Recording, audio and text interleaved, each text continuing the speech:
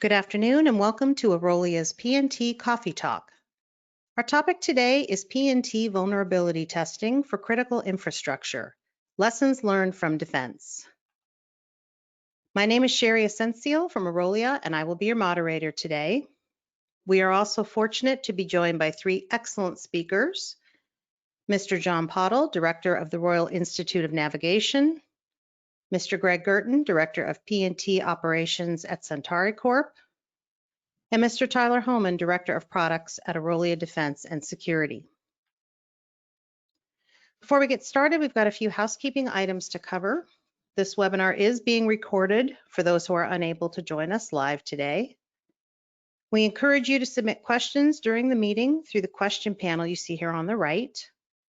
Our panelists will answer as many questions as possible during the Q&A towards the end of the meeting, and you are also invited to submit comments on any topics you'd like to see in future Orolia PNT events.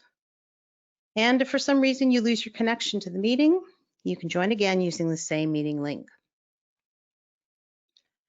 Our agenda for today includes presentations from each of our speakers. John Pottle will begin with insights from defense thinking on resilient PNT, followed by Greg Gerton, who will share an industry services perspective, and then Tyler Homan will share an industry solutions perspective. Our three panelists will then have a brief roundtable discussion, and we'll finish up with Q&A and next steps. And now I'd like to turn the meeting over to Mr. John Pottle.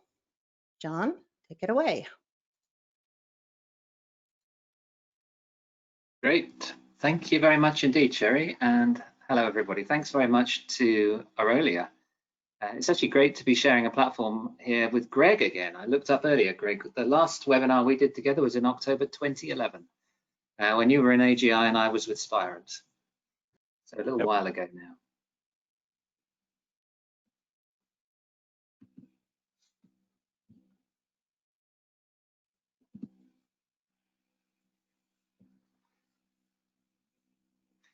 Okay, so I'd like to start by reference to this Presidential Executive Order.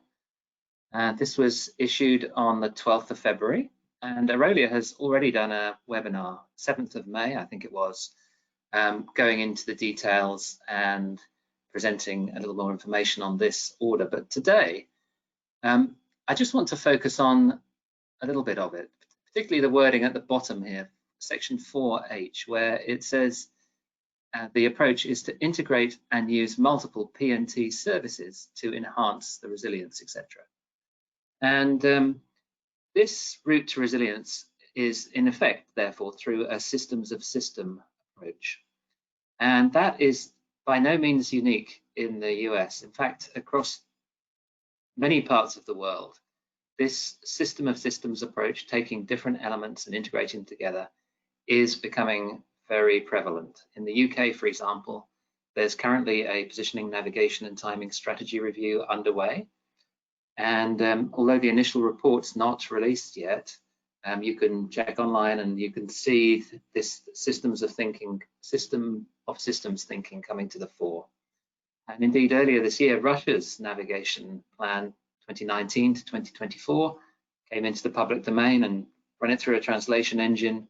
And indeed, you can see those sorts of words again, integration of terrestrial and space radio navigation services. So just in order to talk a bit more about the systems of systems approach, here's a basic step-by-step approach that I have found over the years has served me well. And if you think about systems thinking, it's quite a structured process. It's actually a skill set that, in fact, I think we as a PNT community really would benefit by learning more about. There are many tools and techniques in systems thinking that, if you're like me, you've heard of, you may even have touched on, but you're not really an expert in. So, for example, you may have heard of FMEA, Failure Modes Effects Analysis. A little bit less common is STPA, System Theoretic Process Analysis. They have different philosophies and different approaches, but their aim is common, and it's to take a risk-orientated approach to system development. And the mindset of systems thinkers is different as well, I'd suggest. They tend to think in terms of networks rather than hierarchies. They think in terms of end-to-end processes rather than discrete structures. And they think about relationships between different system elements rather than just the elements themselves being discrete parts. So I think more of this in the PNT world would, serve us really quite well. So let's just start off on that 3-block flow diagram I had with looking at the system requirements. And well, defining system requirements well is a big job, and well beyond what I can cover in my few minutes intro here. But this is a pretty good starting point. So this is the required navigation performance definition from Navipedia. Very good website, by the way, Navipedia. It's not sufficient, of course, to just define these 4 elements for a whole system requirement. But I would suggest that thinking about and defining these for your system is, for any PNT system, is a necessary baseline. So as well as needing to define the requirements, it's important to think about where the requirement is written and for whom. And I think the defense community is very good at this. So in the defense domain, it's normal practice for a system integrator to take different technology elements, for example, receiver and antenna and inertial measurement unit and so on. And then the application developer will pick these up and work on their application, whatever it's for situational awareness reporting, for example. Another industry in the commercial world that's very good, I would suggest, at thinking about this type of structure is the automotive industry, where you have the manufacturers, the OEMs, and their suppliers are called the tier 1s, and indeed back from that, their suppliers are called the tier 2s, and so on. Another sort of systems thinking concept that I have used in the past and found to be very instructive is QFD. I don't know if you've heard of it, Quality Function Deployment. And classically, it was used in the automotive industry, I believe, back along 20, 30 years ago. And it allows you to translate a user requirement, such as, for example, I'd like this car door to close in a quality way, into a technical and engineering requirement that would pick up that user requirement and its essential elements and put it into a technical specification. So these types of skills and techniques, I think, are instructive, and requirement definition is a real skill, and it deserves discipline and time to get right, because it's the building block, it's the foundation of moving forward and developing a system that meets the requirement in a robust and resilient way. So then the next phase is also quite challenging, I'm afraid, at least in my opinion. And at a basic level, risk assessment is all about, plotting likelihood versus impact. But a key challenge when you think about this within a PNT, resilient PNT context, is, well, what threats and vulnerabilities, what hazards should you assess? Where's the information on those? And the answer is, it's not always that easy to find. So on the next few charts, I've included a couple of pointers and a little bit of data. So I'll just run through those. Well, here is a range of typical vulnerabilities. Some of them are naturally occurring. For example, on the right, multipath and atmospheric effects. They're out there. They're generally flat. They're not getting worse, but they're out there and need to be taken into account. Human factors are definitely one to think through when you're looking at risks to assess. And I'd suggest these are flat. Now you might hope that they're going down, because as mistakes happen, particularly with flying the satellites, for example, or operating the related ground segment, it happens rarely, but it can happen. You'd hope that there'd be learnings and it would reduce, but equally, to counteract that, there are new systems, generally with less experienced operators, and in the mix, I'd suggest that's fairly flat. The three areas that there is significant evidence, each of which is increasing, are the intentional intentional interference, spoofing, cyber attacks. So these are vulnerabilities that are on the up. Many motivations as to why people do this, right from the hacker, casual hacker who's just having a bit of fun, through to nation state sovereignty related issues. So a huge range. There are many useful reference materials. These two reports, I've put the links at the bottom of this chart, are, I think, well respected. They focus on the vulnerabilities and the impacts, and show that all critical national infrastructure sectors are affected to differing degrees, and they explore the impact. And that impact analysis is rare and quite precious, because organizations generally don't want to shout about their vulnerabilities, or indeed what these vulnerabilities and their weaknesses may have cost them. So one notable exception where there is data available on interference is this project, Strike 3. So this was a European Union funded project, and you can look it up online. It's quite easy to find. It's got its own website. But the Strike 3 project ran from 2016 for 3 years and deployed 50 or thereabouts, I think it was slightly more in the end, interference detectors in multiple countries. Unfortunately, not the US as far as I understand it, but many other countries accepted interference detectors being deployed as part of this project. And in round figures, there were about 500,000 events detected.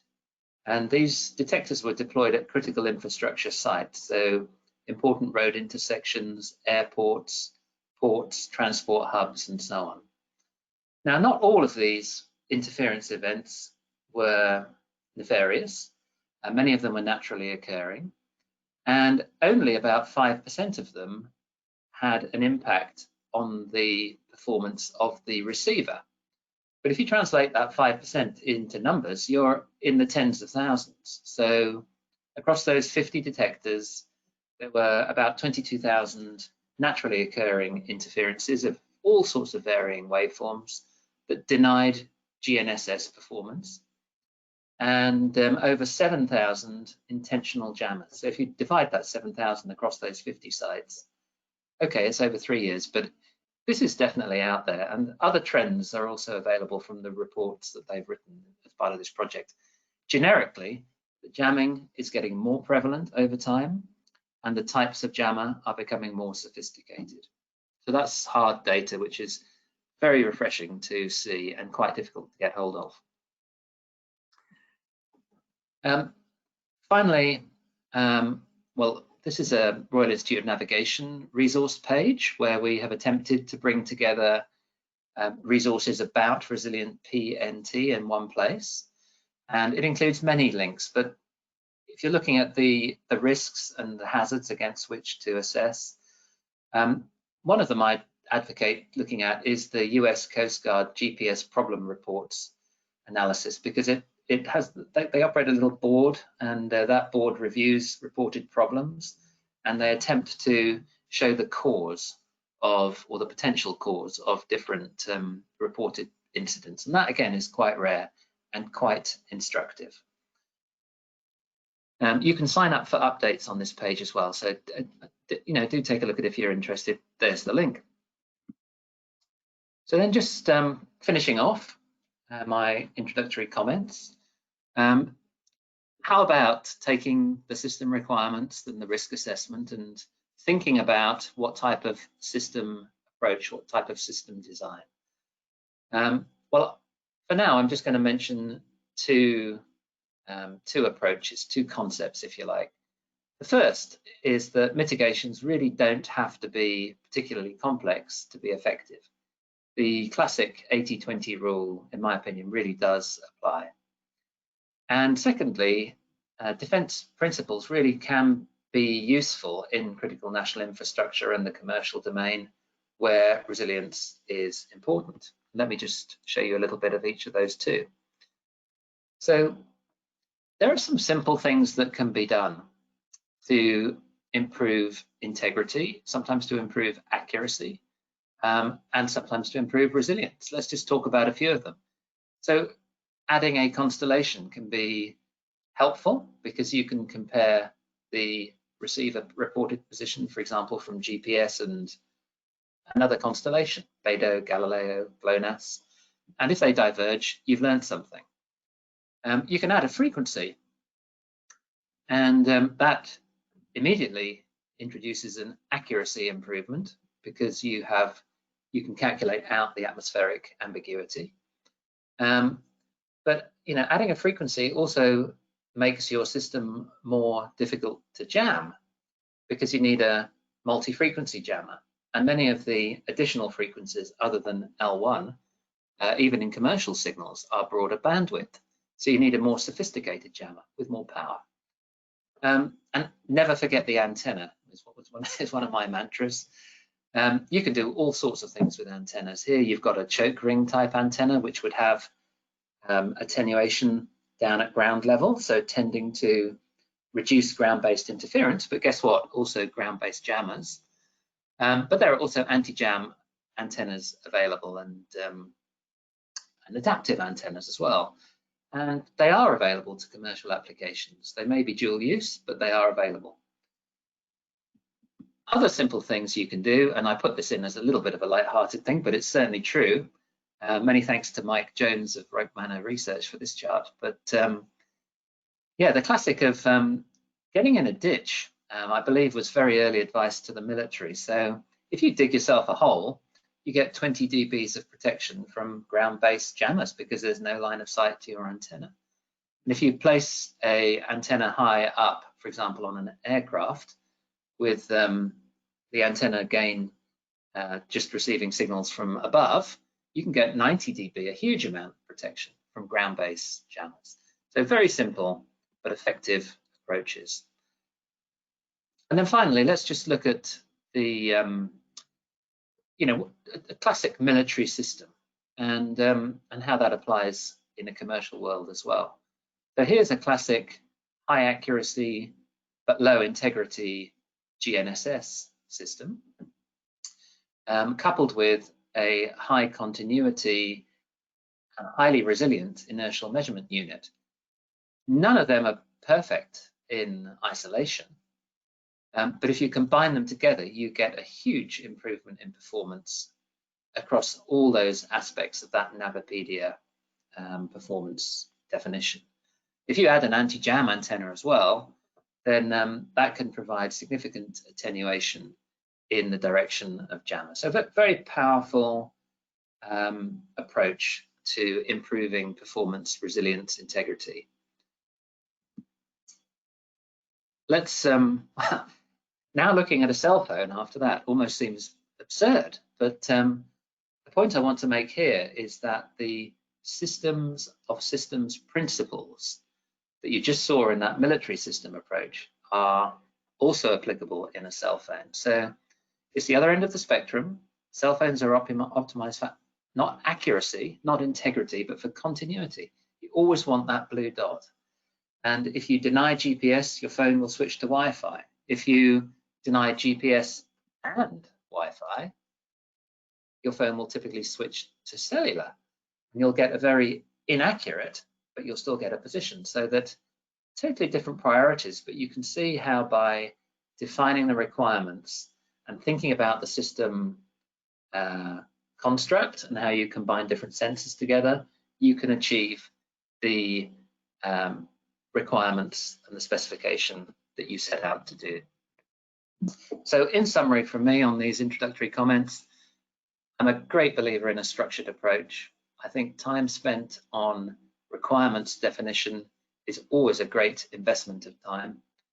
And I and the Royal Institute of Navigation are beginning to very actively encourage the community to study and learn more about systems thinking tools and techniques, because we think that it can be very instructive and helpful within the PNT domains.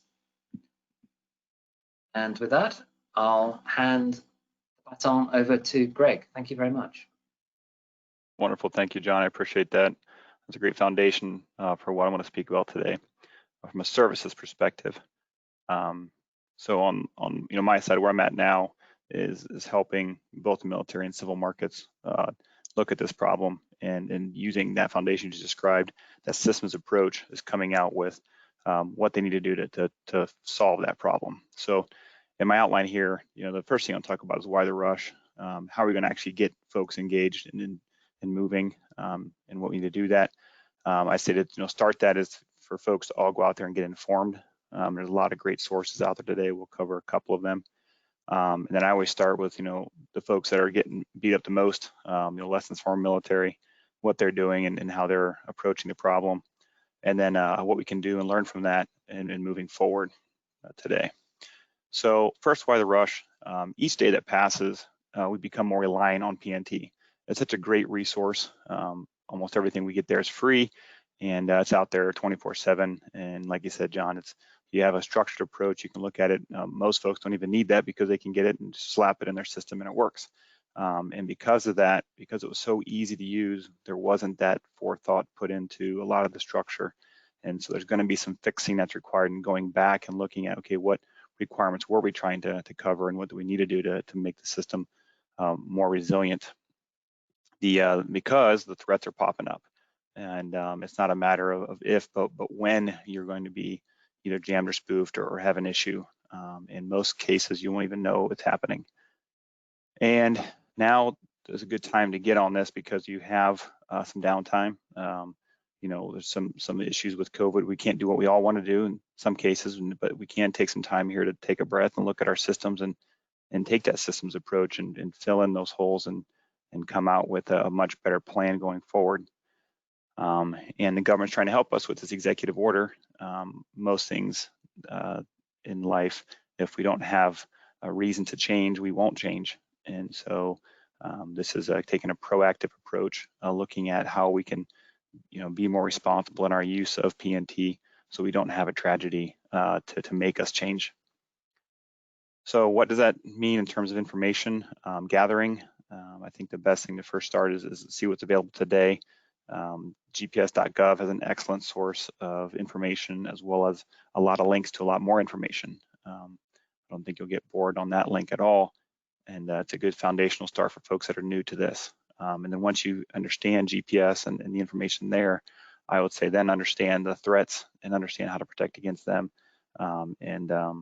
I'd say the cybersecurity and infrastructure security agency has done a fantastic job of pulling together resources there to help, and some ideas on backup and complementary capabilities. And I have the link there for that. Once you understand the possibilities there, then NIST is working right now on the plan to make profiles. And what this is much like computer systems of the past and days of old. When we first got them, we didn't care about threats. And as we move forward, we're doing a much better job of protecting our computing resources, and PNT is a natural follow-on of those resources. And so there's an incredible amount of information happening there as well. So those are some good resources to start with. And then once you have that understanding, let's look at what's happening, from the front lines. Our troops are being attacked every day. They're coming away with a lot of great lessons learned that we can take to heart as well.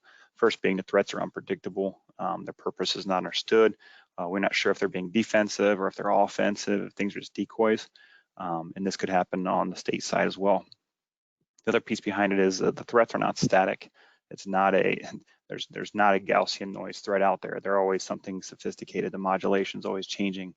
They're targeting specific things. And so, predicting the effects in the regions is often difficult.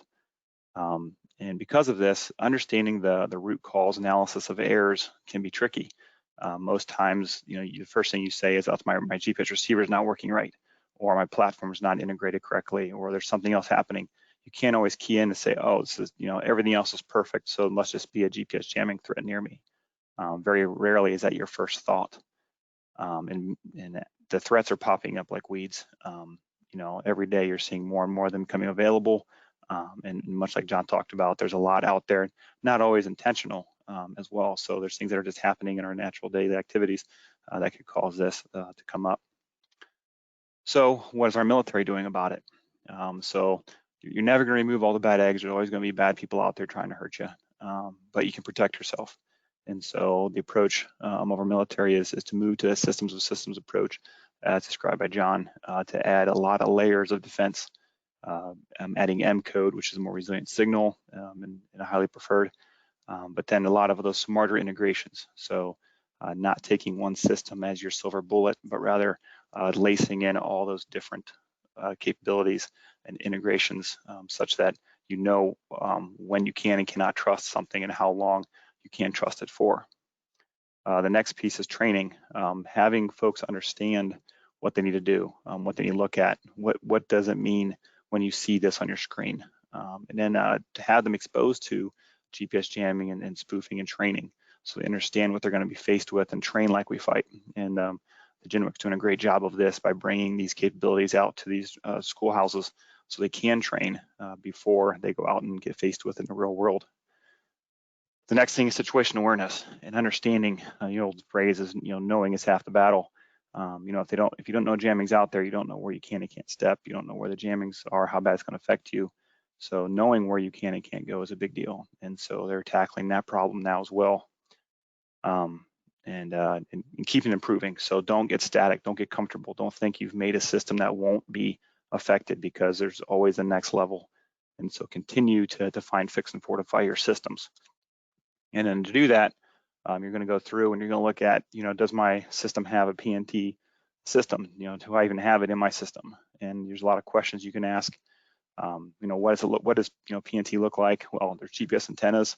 Unfortunately, if you can see them, so can the bad guy, and so they can be attacked. Just Google search GPS and all your documents. Ask your system administrator, do we have this? Where are we getting our PNT information from? And then determine, which John said too, the requirement. What do you actually need to protect yourself? And what happens if you do get attacked? What's going to happen to your level of service? And do you have a credible backup system to fall into? And make sure you alert to those so that folks know when there is an issue. So that my quick plan of attack when I go through this is first designate a focal point for PNT resilience in your office or your platform. This personal share will create the PNT share where it's going to actually draft up your PNT profile. You're then going to go through and start developing that. Obviously, I highly recommend hiring someone or training someone up to support that. There's a myriad of PNT expertise out there that you can leverage today. You don't necessarily have to train up have someone dedicated if you have a small office. If you have a very large profile, very large program, then maybe it is worth having someone on your staff. Then the next one is draw up all your paths, draw up all your information. Where's the PNT coming from? Where's it going to? How are you using it? And what's going to happen if you get attacked? Then once you do that, you have the drawn up, then you perform the tests. I think that's imperative that you don't just take someone's word for it. Actually go through it, plug it in, see what happens when you do experience a PNT D5 condition, and see how your system responds to it. And as you go through it, you're going to add fortifications. More than likely, you'll see there will be an impact. You'll fix that to get around that and make yourself more resilient. And then set up monitoring systems to alert. So either RF or data or cross-reference from other systems to make sure that all your system components do check out. And if something is awry, it gives you a warning and lets you know something's not right. And then obviously step 8 is continue to improve and watch that pattern of life so that you don't have vulnerabilities sneaking in from other vulnerabilities that are out there. So quick example, I bring this up, I would love to show you some great military aircraft and their vulnerabilities, but obviously it's too sensitive to show in open forum. So we're just going to pick my tractor, for example. So you can see there on the top, there is a GPS receiver. It is used for precision ag. It's predominantly used for position and navigation, not as much for timing, but it is time tagging the files.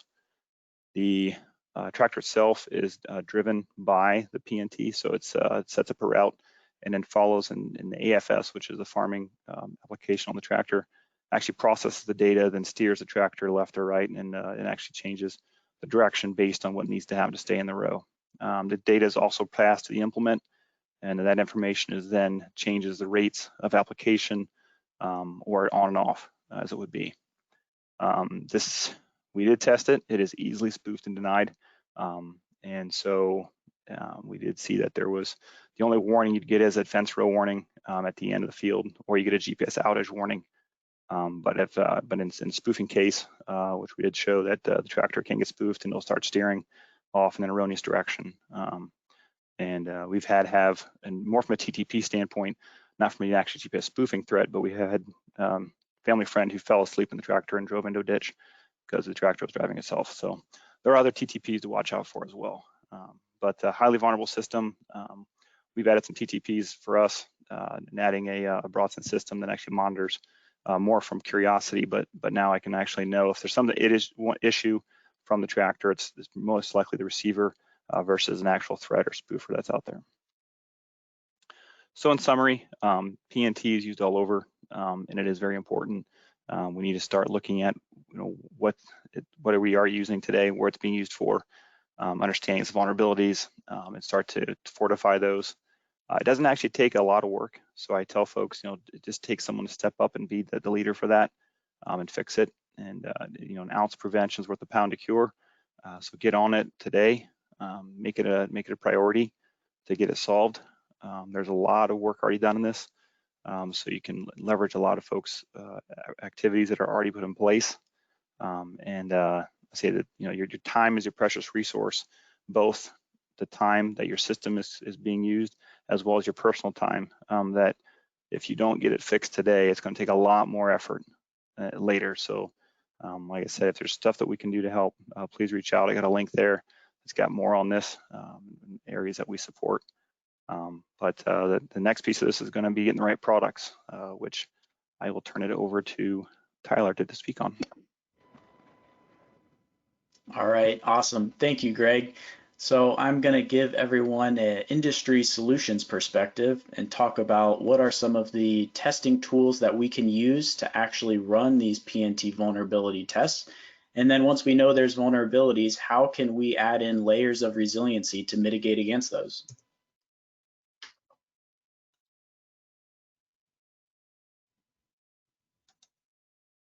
All right, so first I'm going to start off with a common jammer example to better understand how these various jammers are affecting our critical infrastructure systems, and then a process for testing. So how are we going about doing this vulnerability testing? And then what solutions do we have that are available? So once we know that we have a vulnerability within our system and we need to analyze those results, what are the different options that we can use to fix those vulnerabilities? So as John and Greg have both alluded to and talked about, GNSS jamming and spoofing events are on the rise. So we know that today you can buy a software-defined radio for less than $1,000, and you can find open source software to create threats and GPS simulation to actually generate jamming and spoofing events. Not only that, but like Greg talked about as well, last year on Black Friday, Walmart was offering these cigarette lighter jammers for $10. So this is very available. This is not hard to get access to, and adversaries, have the ability to use this technology to interfere with our systems.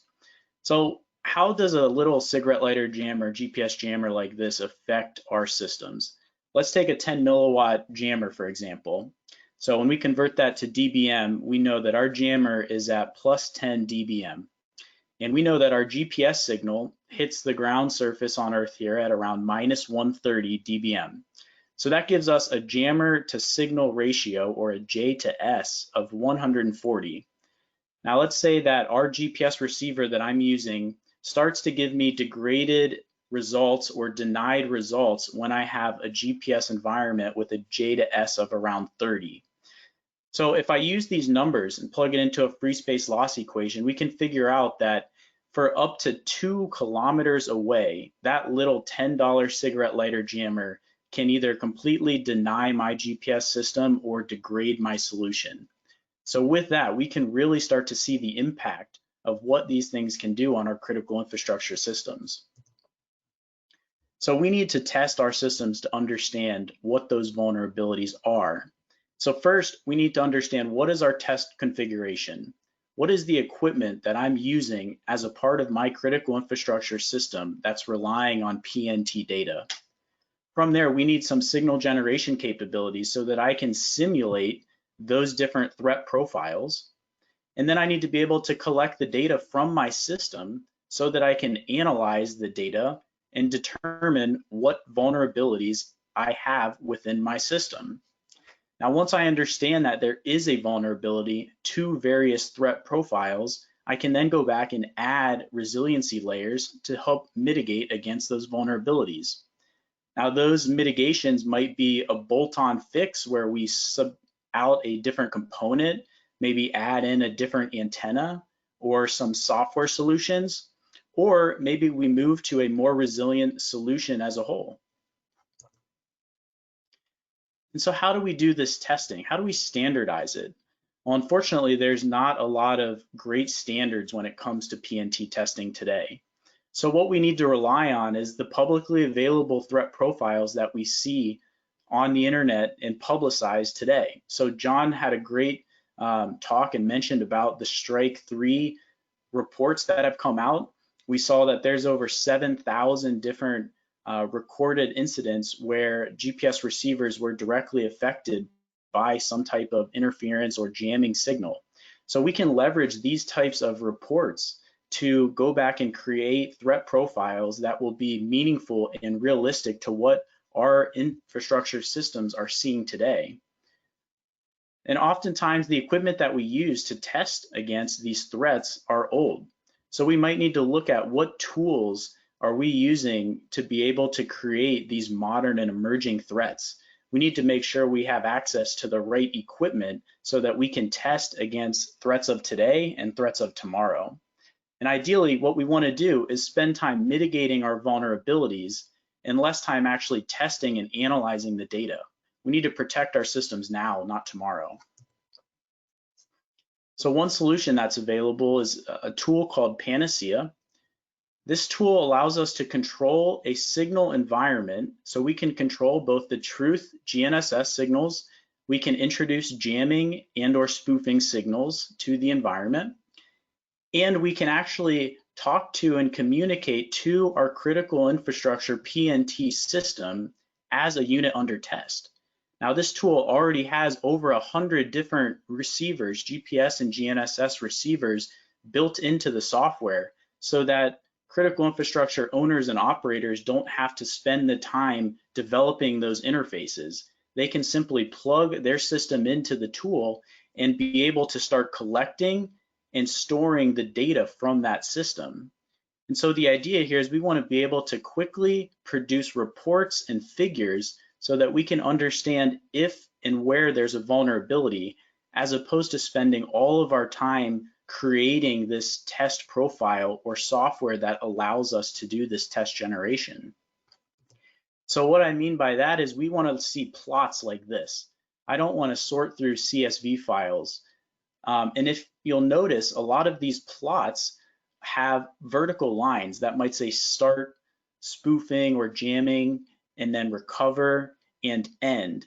And so what we can do using this tool is automate our testing process and come up with standard methods to test to understand how well our systems are reacting to a threat environment.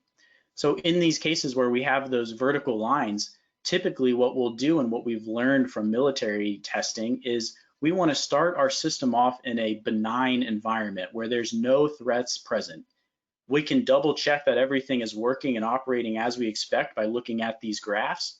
And then at some point during the test, we'll turn on a threat signal, either a jamming or a spoofing event, and we want to see what happens to our system under test. How does that attack affect my system while the threat is active? And then after that, we want to understand what happens to my system when that threat goes away. Is my system able to recover, or are we going to have prolonged effects that will continually affect my system and the performance that it's providing? So using this tool, we can quickly and easily understand what types of performance metrics and vulnerabilities we have within our critical infrastructure systems. So one piece of that tool is the ability to create signals for signal generation. So we have a couple different options that are supported within PANACEA today. Orolia has a GSG8 simulator that you see on the lower right, and we have a simulator from Orolia Defense and Security called BroadSim. These simulators offer full multi-constellation support. We offer integrated jamming and spoofing built into that single piece of hardware. And we're working towards adding additional sensors for simulation as well. So your critical infrastructure system might not only use GPS, but additional sensors. So we want to work towards adding all of those different sensors within that single suite for testing.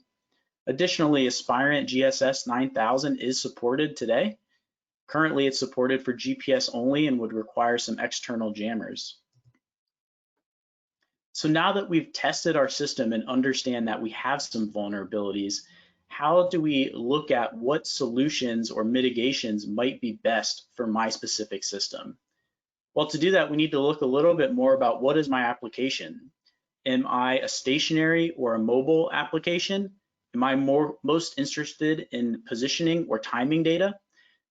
Am I providing data for a high value asset or a low value asset? Maybe that could determine how much funding do I have to add mitigation layers. And then is this a new infrastructure or an existing infrastructure? So by leveraging these, we can start to look at what are the different options we have to increase my resiliency. So with that, there's really no one size fits all when it comes to PNT resiliency. There is a whole myriad of resiliency layers that are offered. So when we look at the layers that we could potentially add to our system, we have a bunch starting from external PNT references. So this might be multi-constellation signals. We could use other nodes on our critical infrastructure network to provide PNT data. We could look at different antennas, like John mentioned, preventing a bad signal at the start before it ever even enters our system. Maybe I have a system where I already have a PNT device and I already have an antenna in my system and I can't change those. So there's actually inline protection devices that are available as well, where we can clean the signal and provide a true signal with jamming, potentially spoofing removed downstream. Also, we have jamming and spoofing detection software. So you already have hardware in your system. There's software available that can be integrated into your solution to be able to give you jamming and spoofing detection information. And then we have other PNT references. So we can leverage the references that are built into our systems today. We have abilities to detect if there's anomalies happening. Is there a failure with my hardware? There's cybersecurity. Is our system disapproved? And then what is our ultimate baseline capability? What is the core product that we are using within our system today? And how can we build upon that? And so specifically, let's look at some solutions that exist in the market today. And as I mentioned, it's a layered approach. So you might need one or multiple of these different layers to increase the resiliency and fill the vulnerabilities for your system. So external PNT references, we have all the multi-GNSS constellations. There's also LEO satellites we could use, such as Iridium. Maybe cell towers or Wi-Fi could be used, signals of opportunity. And then, like I mentioned, other critical infrastructure nodes on the same network. For antennas, we could use anything from a standard puck antenna to Orolia offers a horizon blocking antenna. Multi-element antennas, we talked about the Novatel multi-element 7-element antenna that can create nulls to actually remove jamming so that we're only passing down clean signals. Inline protection devices Orolia offers a threat blocker product, which will go in between the antenna and a downstream system, as does Microchip with the Blue Sky firewall. And then there's jamming and spoofing detection software. Orolia offers Broad Shield, where this can be integrated right into your system to give you jamming and spoofing detection, as does Regulus with the Pyramid GNSS. And then what other internal PNT references can we use? So we have high quality oscillators like the Microchip CSAC or the Orolia Mini Rubidium. There's SASM and M-code receivers that are available with encryption. We have U-Blox and Septentrio offering receivers that can concurrently track all 4 constellations. And then we can add various different inertial units into our system or barometers to give us more information, more sensor information to continually spit out trusted PNT data. And then finally, we have solutions that take in multiple of these layers that we talked about above into a single solution. So for example, we have the Orolia Versa PNT. There's solutions from GPS Source and the Century Scout. John also mentioned the EGI from Honeywell and other vendors, and then a KVH that leverages GPS with inertial unit for an INS system. So all of these systems together can either be combined into a single solution, or you can pick the different layer that you need to be able to test and mitigate against your specific vulnerabilities.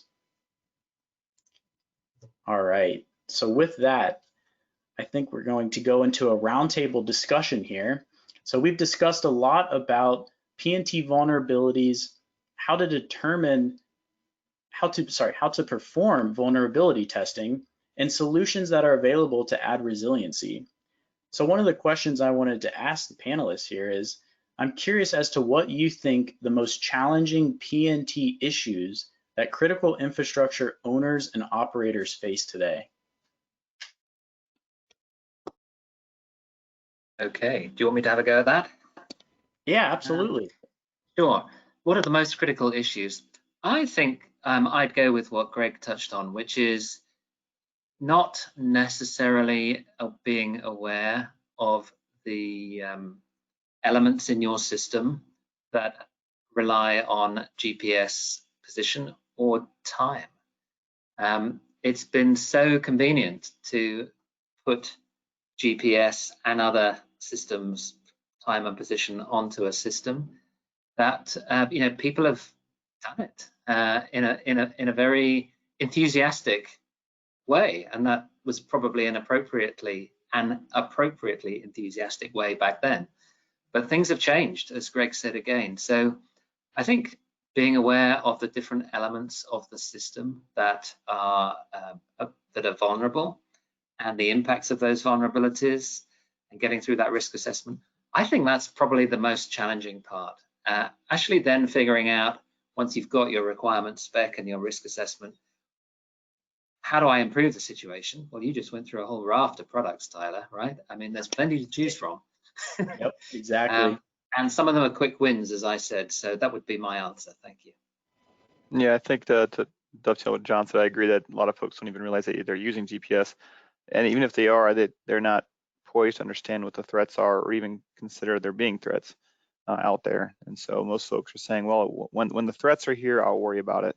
And I just caution that people are going to be overwhelmed, and you're being reactive, and you don't want to be in that posture when it happens. Yep, I completely agree. And just to add on to that, you talked a little bit, once you understand that you are relying on PNT and that there are mitigations and solutions available for you, is the cost of adding that resiliency becoming a burden? And I really hope it isn't, because as I tried to describe there's so many different options and layers available, ranging from hundreds of dollars to tens of thousands, I'm sure. But there's something there for everyone depending on the application. So, all right, and I think with that, I'm going to turn it back over to Sherry. Great, thank you, Tyler. All right, we've had a lot of great questions come in. We'll get through as many of them as we can. So I'm just going to present the questions to all the panelists in general, and Any or all of you can respond. So first question, please identify examples of PNT profiles that could be developed and discuss who is developing these profiles. Yeah, sure. I'll jump on that one real quick. There's not a here's all the profiles that there are today. They are very system specific, and as Tyler mentioned, no one size fits all. As we develop these, they're going to be able to be capable to be catered, and so we're working on those, putting those together. It's much like your ATO packages for the risk management framework in that regard. NIST just recently sent out an RFI and brought together a lot of great thoughts on PNT profiles and uses of PNT that you can see on the NIST website. This said, we are developing these profiles for each of our customers and are supporting these for their submissions. So we're working on them currently, and I know a lot of other folks are as well. So I'd say just stay tuned and reach out to those who are working on it. Okay, thank you, Greg. Next question, what are methods of evaluating multiple PNT integrated sources? For example, GPS, plus a clock, plus INS, plus APNT. Sure, I can take that one. So I think we have a couple different options when we're looking to test integrated sources like that. The first would be to use a simulator like the few that I discussed earlier that can try to integrate all of the different signals and interfaces for each of the sensors that are in our system simultaneously. So this is an ever-growing problem as there's new sensors coming out all the time now. But I think that the testing industry is trying to stay right on par with the commercial folks and adding in these new sensors so that we can test fully integrated systems and not just the GPS level. And then the second method would be to perform field testing.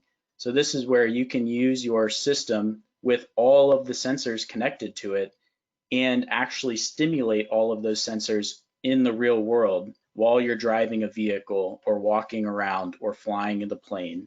But these can be difficult because they're typically hosted by the government. They require a lot of time, labor, and preparation. But I think those are two methods for fully integrated testing. Okay, thank you, Tyler. Can the speakers please comment on the UK OneWeb and Leo PNT? Hello, I'm guessing that one might be for me. Yeah, sure. Well, I guess first of all, I need to say that I'm not a UK government employee, and I'm not a spokesperson for the government at all. The UK, I think, is aligning with others in saying that a systems of systems approach is the way to go. And this, my understanding is, and I'm not an insider in any way, I need to make that clear. My understanding is that this investment was made for reasons not predominantly driven by PNT. And certainly all the press coverage points to that as being the case. Having said that, if you ask a basic question, can you use a LEO low Earth orbiting constellation of satellites for position or time? Well, the answer is certainly yes, it can be useful. Is it straightforward or simple? The answer to that is no, not at all. But then PNT from medium Earth orbit satellites took a long time to get right. So there are some special issues associated with using LEO constellations, and I'll mention just a few of them. One is that is coverage from the number of satellites you need to get coverage. So if you come right down from 20,000 kilometers right down to a few hundred, then or even 1,000 kilometers, then above the Earth's surface, then you need far more satellites to provide coverage. And remember, for position, you need multiple satellites to range off in order to give you a position. Whereas for communications, you only need effectively one or a couple of satellites to be able to give you seamless communications as these satellites move. So yeah, I'm commenting more generally rather than specifically on OneWeb.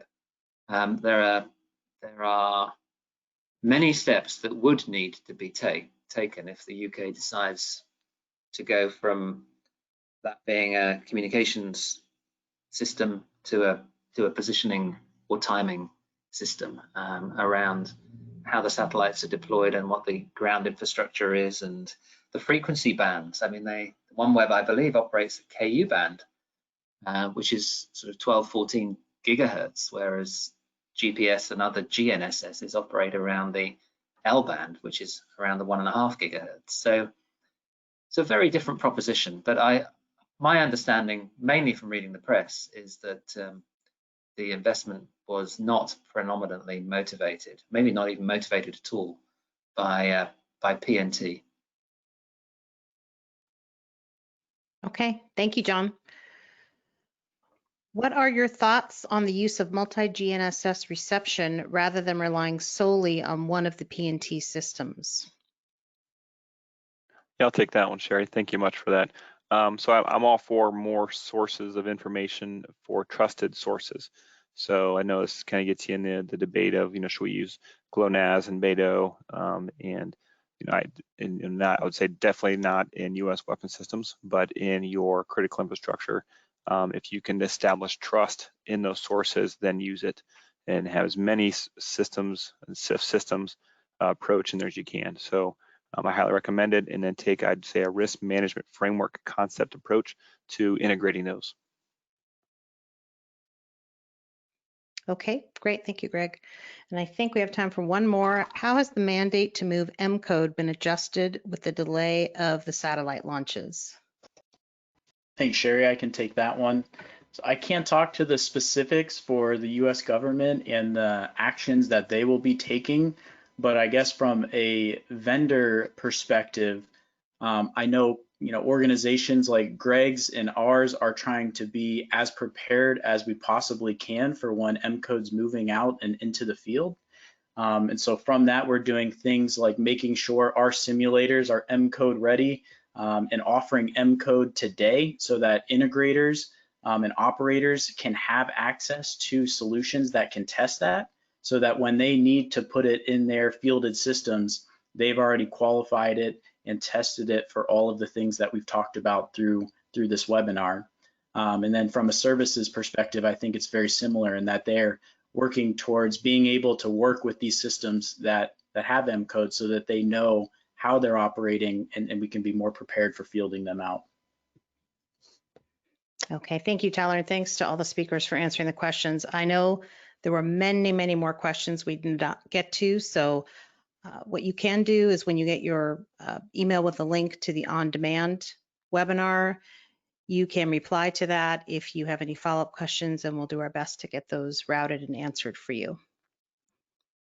Okay, so it's time to talk about next steps and wrap up. Our next steps include our next PMT webinar, which will be in September. So keep an eye on our website and social media channels for announcements, as we'll be opening registration for that soon. We will be sending out an email later today with a link to view this meeting on demand. And there will also be a link in that email to a short survey. It's just a few questions on the PNT Coffee Talks we've produced to date. And that will help us plan for future topics that have areas of interest that will benefit you and the industry. So we'd really appreciate if you could take a couple of minutes and give us that feedback. And I just want to say thank you so much to our panelists and audience for your participation in this webinar, and we look forward to seeing you all again very soon.